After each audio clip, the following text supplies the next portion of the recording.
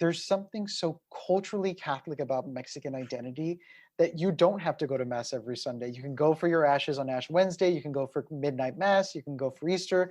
That you don't even have to go to any of that. But you can have all of the things inside the home that show that your devotion exists.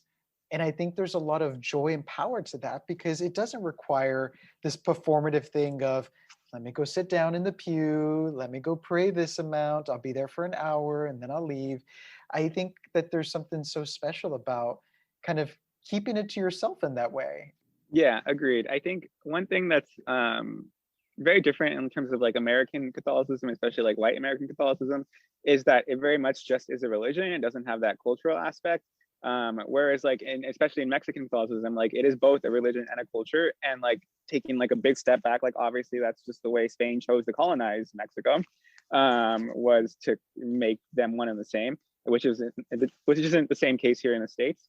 But I agree. I do think since then, it is something that is just like so deeply ingrained in terms of like how I view my cultural identity. And like, even if I'm not like an actively practicing Catholic, there's just something about it that is like, feels like home that I can't turn away from.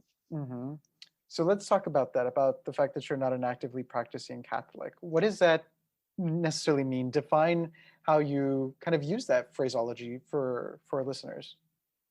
For me, it means like I don't go to church that often. Like really, if ever, I go when like I feel a need to go, which hasn't happened in a while.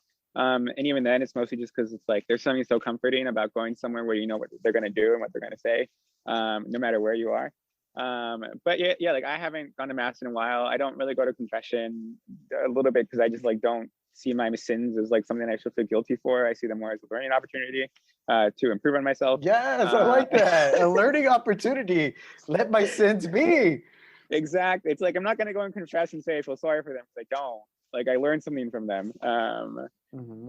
So that's probably the biggest thing is like I just don't really go to mass and I don't like follow the guidelines 100% because some of them just don't make sense or they just don't apply to me anymore.